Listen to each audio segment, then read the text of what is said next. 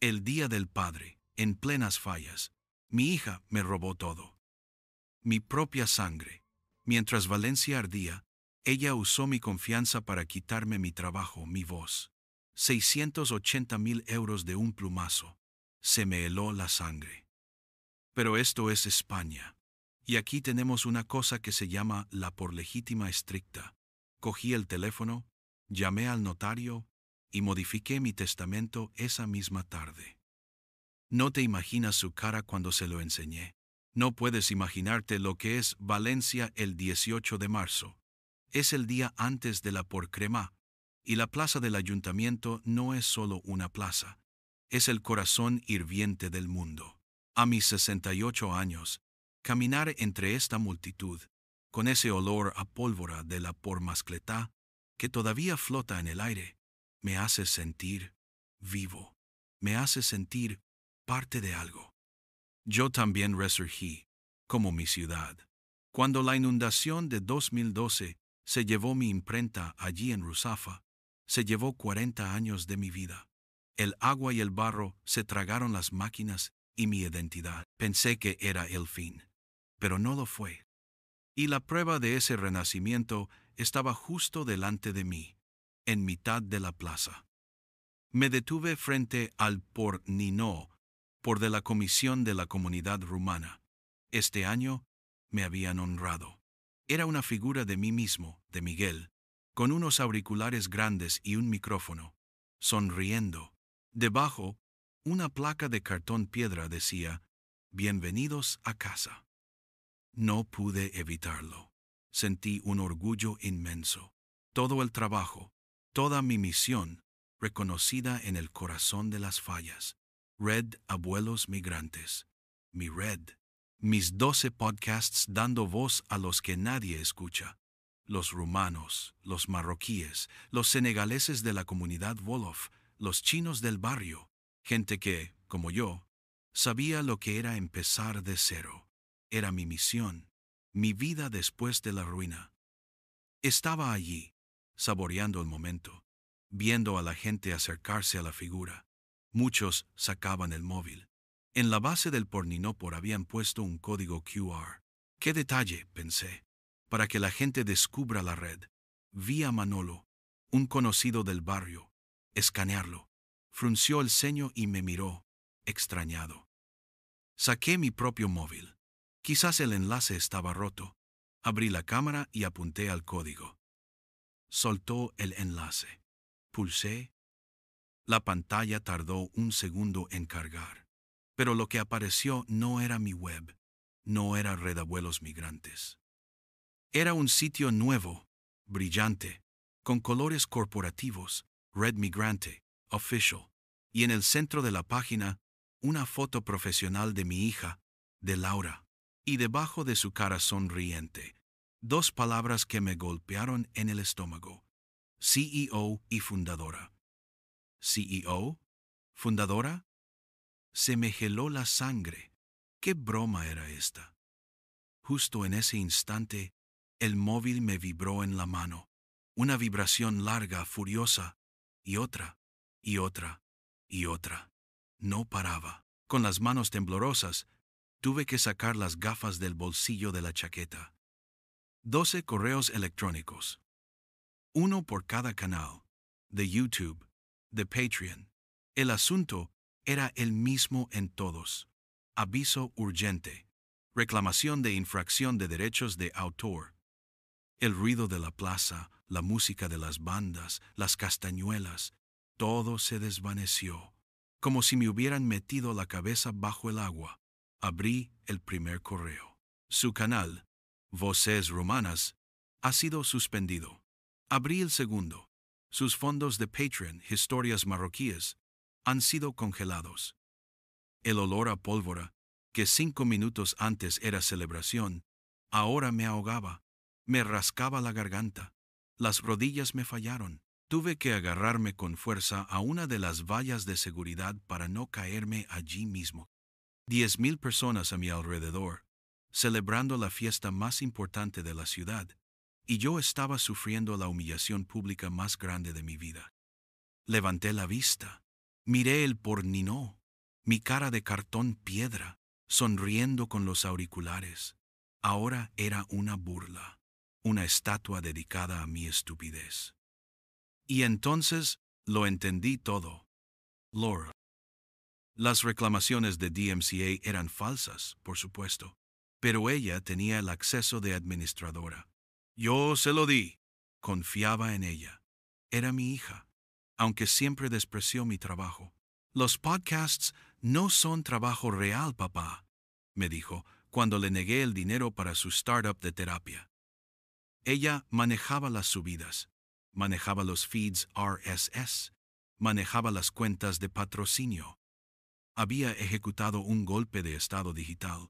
Había usado su acceso para presentar 12 reclamaciones falsas contra mis propios canales, y mientras las plataformas investigaban, había redirigido todos los enlaces, todos los suscriptores y todo el dinero a por su nueva web, mi propia guía.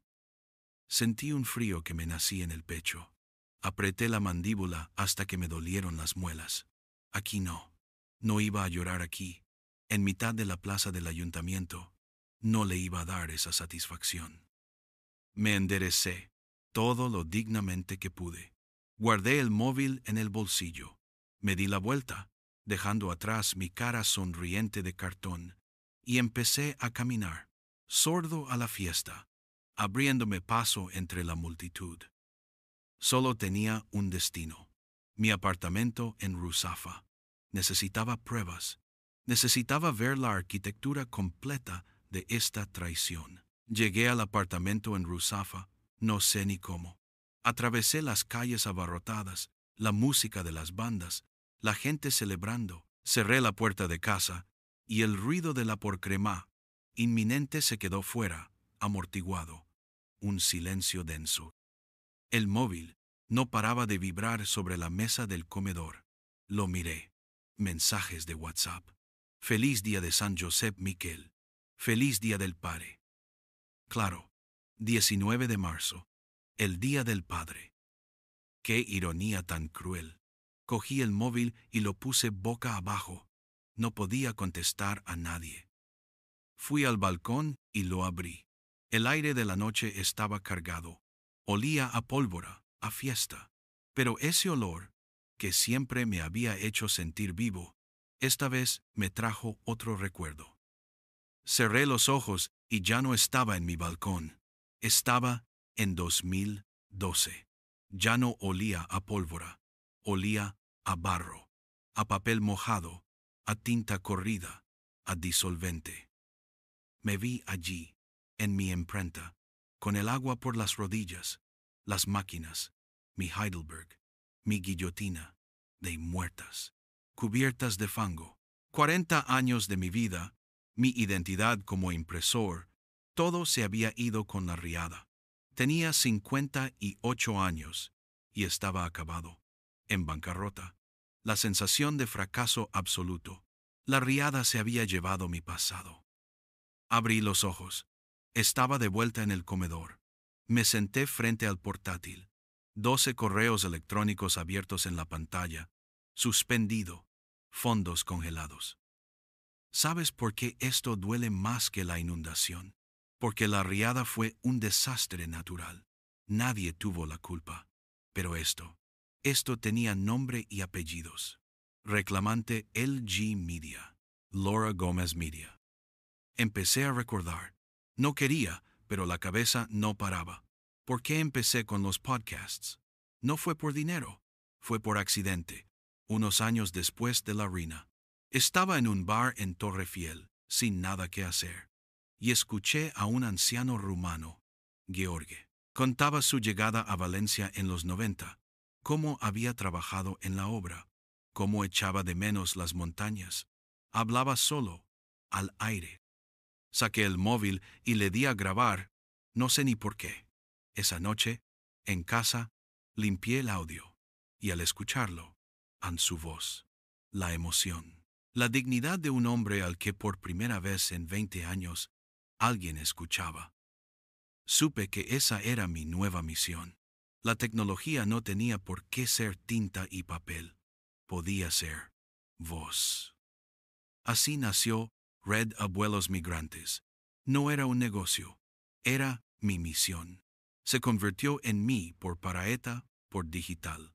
Una mesa comunal donde invité a todos, a los marroquíes de Ruzafa, a la comunidad Wolof de Benimaclet, a los chinos de La Roqueta. Todos traían sus historias. Los 8.400 euros al mes que generaba la red, eso no era beneficio. Era la prueba de que la misión era viable, de que las voces importaban. Y Laura lo vio nacer. Ella era la joven, la que entendía de tecnología. Yo era un inútil, con los feeds RSS y las plataformas. Le pedí ayuda a tu padre, que con esto se entretiene. Le di todos los accesos. Confiaba en ella. Ahora lo veo todo claro. La cena de hace 6 meses. Aquí mismo, en esta mesa. Laura, hundida. 4 años de medicina, tirados a la basura. 62.000 euros de deuda. Yo fui duro con ella. Lo reconozco. La sombra de la inundación es larga, y el miedo a la ruina se te queda metido en los huesos. Cuando me lo confesó, vi mi propio fracaso en ella. Le dije que había tirado el dinero, que había malgastado su oportunidad. Y entonces me pidió más, 30.000 euros para su startup de audioterapia. Ahí estallé. ¿Más dinero? ¿Para terapias? Y entonces solté la frase que lo ha envenenado todo. Los podcasts no son trabajo real, Laura. Vi cómo se le apagaba la mirada. Pero yo no paré. Estaba ciego de rabia. Yo construí esto de la nada, de las inundaciones, de mi propia ruina. Tú ni siquiera puedes terminar lo que empiezas. Ella sintió esas palabras como un puñal, y ahora me lo devolvía. Miré la pantalla. LG Media. Busqué en Google. Registro mercantil. Registrada hace 6 meses. No fue un impulso. Fue un plan. Un plan meticuloso, frío, nacido 3 días después de aquella cena. Ella cree que yo solo hablo. Cree que mi trabajo no es real. Cree que la que maneja los cables y los feeds es la dueña del imperio. El dolor dio paso a una rabia fría. Esto no era un arrebato, era un robo. Cogí el teléfono. Ignoré la docena de mensajes de feliz día del padre. Busqué la de David, mi hijo, el profesor, el que siempre ha sido sensato. Contestó al segundo tono. Papá, feliz día. Lo corté. La voz me salió seca, dura. David, necesito verte. Ahora. En casa. Debió notar el tono. Hubo un silencio. Y trae el número de Ferrer, el abogado. Tu hermana acaba de robarme la red. David llegó a casa en 20 minutos. Es profesor, un buen hombre, sensato. Pero cuando le conté los detalles en el ascensor, subiendo al despacho de Ferrer, vi cómo palidecía. Él es de los que confían, de los que aún piensan que la familia es un refugio. Yo, con la inundación de 2012, aprendí que no hay refugios, solo planes de contingencia. El despacho de Ferrer no es como los de las películas. Está en el centro de Valencia, sí, pero es un despacho antiguo, con olor a papel y madera. Transmite seriedad, ley, justo lo que yo necesitaba. Nos sentamos David y yo. David se movía inquieto en la silla. Yo estaba quieto, helado. No me anduve con rodeos, ni con lamentos. No le dije a Ferrer mi hija me ha traicionado o me ha roto el corazón. Eso no sirve en un despacho. Le puse los hechos sobre la mesa, fríamente. 12 reclamaciones de DMCA simultáneas, enviadas desde la misma IP, la de su apartamento. El desvío de los feeds RSS, ejecutado con el acceso de administradora que yo, en mi estupidez, le había concedido. Y la prueba final, el registro mercantil de LG Media, constituida 6 meses atrás, justo 3 días después de la pelea en la que me pidió 30,000 euros y yo la humillé. David me miraba pálido. No podía procesar la premeditación. Su voz era un susurro. Le preguntó a Ferrer si eso era siquiera legal, si una hija podía hacerle eso a un padre, si se podía robar algo que no era físico. Ferrer se ajustó las gafas. Su calma era reconfortante. Me miró a mí, no a David. Sabía quién tomaba las decisiones. Me dijo que mi hija era lista, muy lista, que entendía la ley digital mucho mejor que yo, y que había explotado el punto ciego de la ley española, la propiedad intelectual frente a la herencia. Empezó por lo básico. Quería que entendiéramos el panorama completo. Mi patrimonio total. La Red Abuelos Migrantes, que valoró rápidamente tras ver los extractos de Patreon y los contratos de patrocinio, unos 680,000 euros. Y mi apartamento aquí en Ruzafa, unos 520,000 euros. Total, 2 millones de euros. Y entonces, nos dio la lección de derecho que todo español debería saber.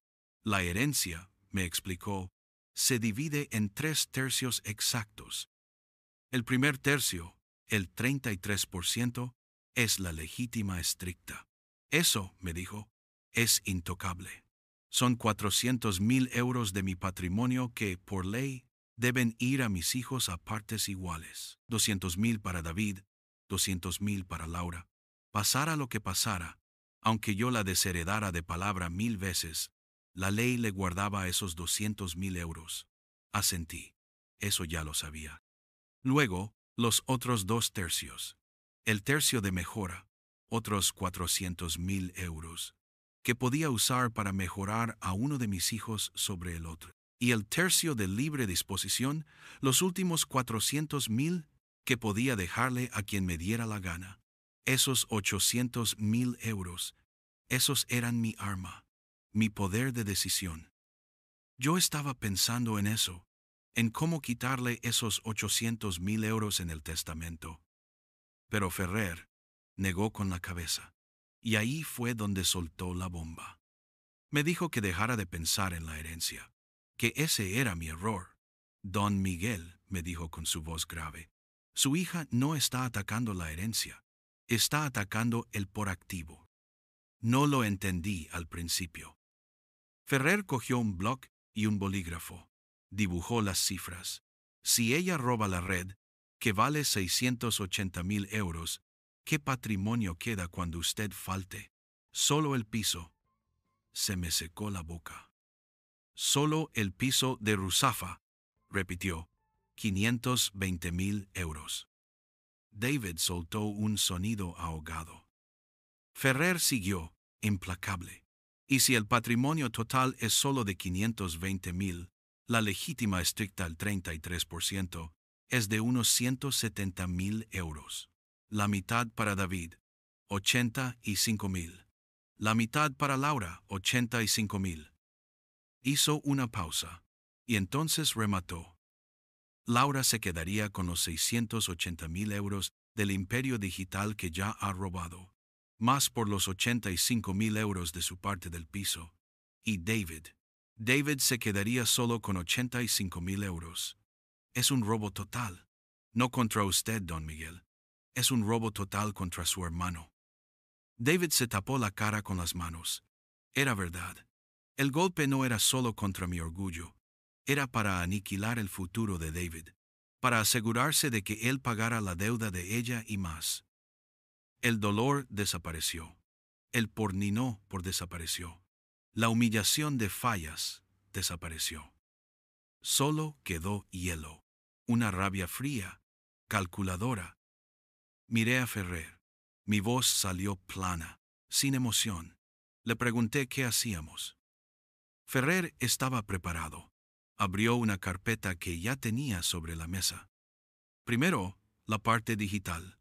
Me informó que ya había presentado las 12 contranotificaciones a YouTube y a Patreon esa misma mañana. Había adjuntado las pruebas de registro original de la red, de 2013, los contratos de patrocinio firmados por mí, las entrevistas. Me advirtió que recuperaríamos los canales, pero que tardaría semanas. El dinero estaba congelado. Segundo, la parte empresarial.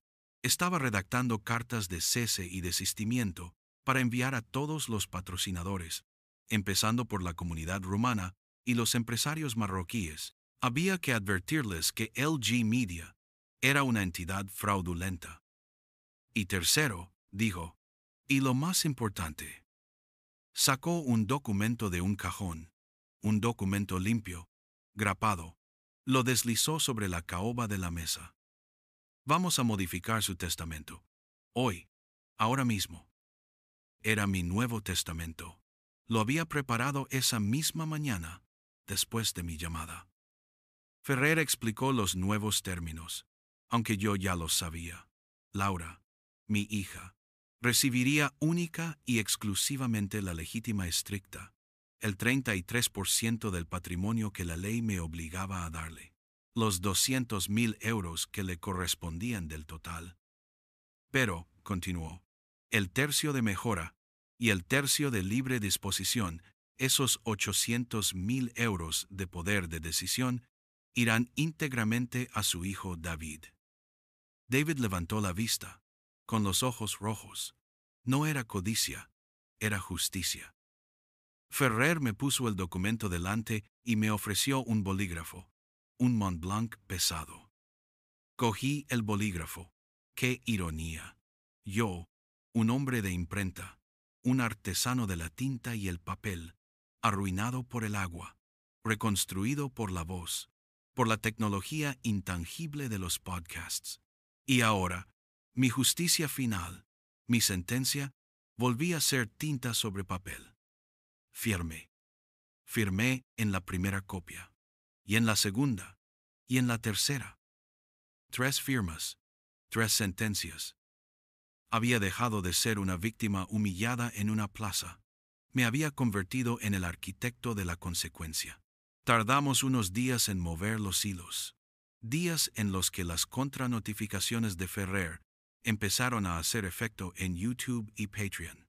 Días en los que recuperé el control técnico de algunos canales, aunque los ingresos seguían bloqueados, en el limbo digital.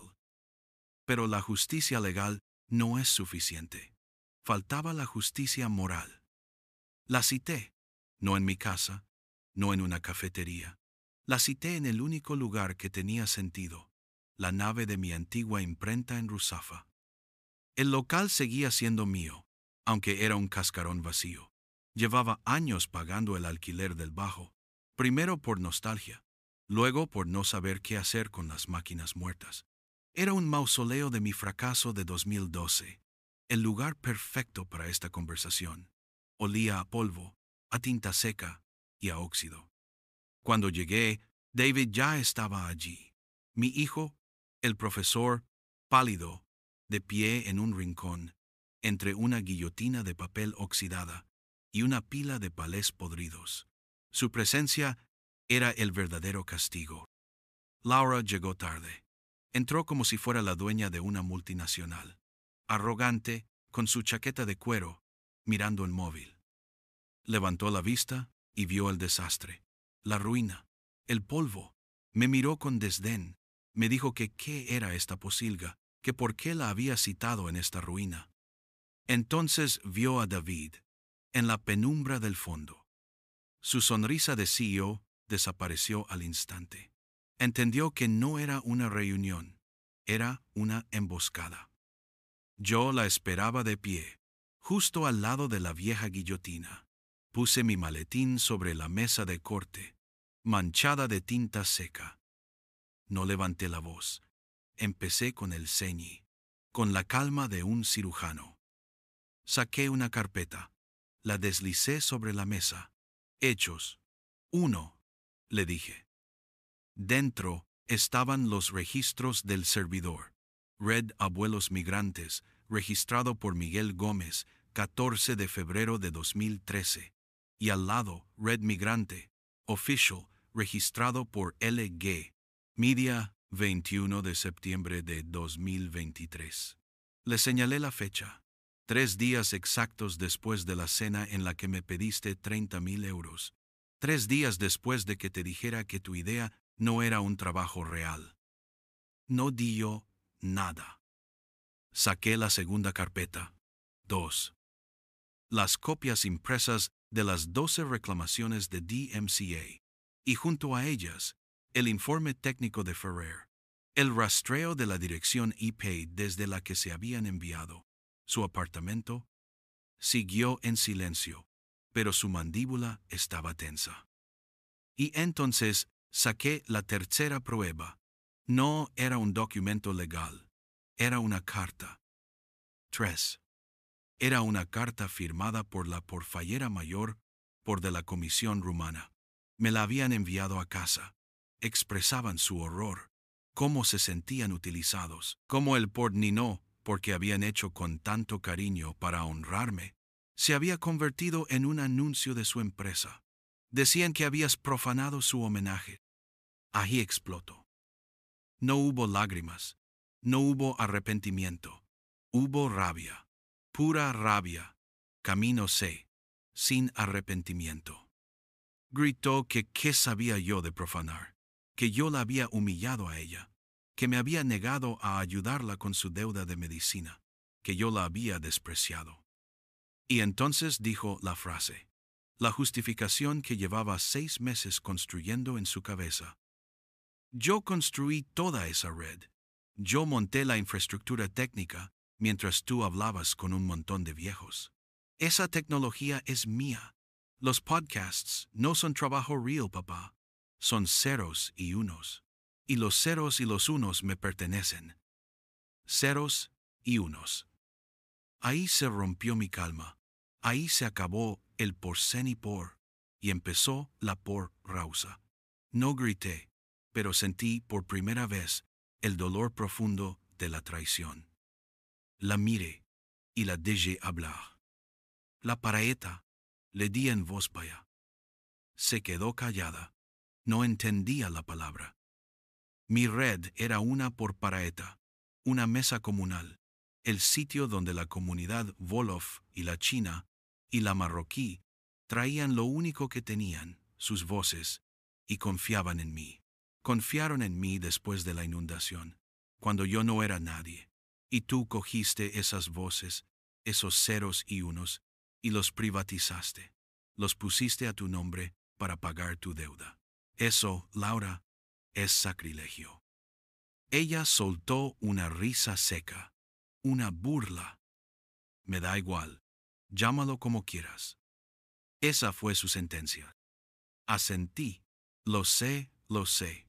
Por eso, metí la mano en el maletín y saqué el último documento, el testamento modificado, sellado por el notario. Esto es lo único que te importará. Lo puse sobre la mesa, encima de las demás carpetas.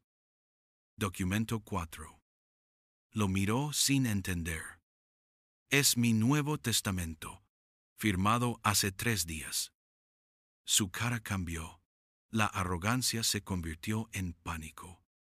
Has perdido el tercio de mejora, y has perdido el tercio de libre disposición, 800,000 euros que irán íntegramente a tu hermano. Señaló a David, que seguía en el rincón, mirándola con una mezcla de pena y asco. Vas a recibir la legítima estricta, lo que la ley me obliga a darte, unos 200,000 euros, tu parte del piso de Ruzafa, nada más. Se abalanzó sobre el documento, pero yo puse la mano encima. Has perdido la red. Ferrer está recuperando los canales uno a uno. Has perdido el dinero. Los patrocinadores están avisados. Y nos has perdido a nosotros. Se quedó quieta, mirando el documento sellado sobre la mesa de la imprenta arruinada. Ahora, le dije, abriendo la puerta metálica del local, lárgate de mi ruina. Han pasado 8 meses. 8 meses desde la confrontación en la imprenta, desde la porcremá más amarga de mi vida. Ya es octubre. El calor pegajoso del verano se ha ido y el aire fresco del otoño entra por el balcón de mi apartamento en Ruzafa. Valencia parece más tranquila sin el estruendo de las fiestas. Yo también estoy más tranquilo. Ganamos, por supuesto. Ferrer es un perro viejo, y las pruebas eran irrefutables. Las contranotificaciones de DMCA funcionaron. Recuperé el control de los 12 canales, de todos los feeds RSS, de la cuenta de Patreon. El imperio digital de LG Media duró menos que un pornino por en la pornit del FOC. Pero la victoria tiene un precio. El daño está hecho. David está conmigo en el balcón. Ahora viene cada martes y cada jueves. Está aprendiendo a manejar el backend. Le estoy enseñando. Él, el profesor, ahora es mi alumno en esto. Estamos revisando las métricas en su portátil. Me dice que este mes hemos cerrado en 5.120 euros, lejos de los 8.400 que hacíamos antes. Algunos patrocinadores grandes, asustados por el lío legal, no volvieron. Pero me señala la pantalla con una media sonrisa. El canal Wolof tiene 2 nuevos patrocinadores locales, una panadería de Benimaclet y una tienda de telas. Asiento. Vamos subiendo, le digo. Es nuestra nueva normalidad. Trabajamos juntos, padre e hijo. La red está herida, sí, pero sigue viva. Mientras David revisa unos correos, mi móvil vibra sobre la mesa. Lo cojo. Un WhatsApp. Es de Laura. El primer mensaje que me envía en 8 meses. Mi corazón da un vuelco estúpido, pero lo controlo. Abro el mensaje. 4 frases cortas. Que necesita verme. Que tenemos que hablar. Que no puede más. Que nadie le habla en el barrio. Nadie me habla en el barrio. Leo esa frase y no siento pena. Recuerdo el porninó. Recuerdo a la porfallera mayor por de la comunidad rumana, pidiéndome disculpas a mí, avergonzada por lo que mi hija había hecho. Me enteré de lo que pasó después. Laura violó la paraeta. Y en Valencia puedes hacer muchas cosas, pero no traicionas la mesa comunal. No te ríes de la hospitalidad. Las asociaciones de inmigrantes le dieron la espalda. La comisión fallera la declaró persona non grata, y la noticia corrió por Ruzafa. El horno de la esquina no le vende el pan. El bar de abajo les sirve el café frío. Es la paria. El aislamiento social es su verdadera condena, más dura que cualquier sentencia judicial. Miro su mensaje. Papá, tenemos que hablar. Mi pulgar se mueve solo. Escribo una respuesta. Ya hablamos. Todo está dicho. Miro la frase en la pantalla. Pienso en el dolor de David. Pienso en la ruina de 2012. Borro el mensaje. Apago la pantalla y dejo el móvil boca abajo sobre la mesa. La dejo en visto. No hay nada que negociar. David levanta la vista del portátil. Ha visto el nombre en la pantalla de mi móvil. Me mira con sus ojos buenos, los de su madre, siempre buscando la paz. Me pregunta en voz baja si alguna vez, si ella se disculpara de verdad, si ella intentara arreglarlo, si yo cambiaría el testamento. Dejo la taza de café. Miro el horizonte de Valencia, los tejados de Ruzafa. David, le digo con calma, el perdón no es confianza. Y la confianza, una vez se rompe así, no se recupera. Se puede perdonar a un enemigo, pero no se puede volver a confiar en un traidor. Hago una pausa. No hice esto para castigarla a ella.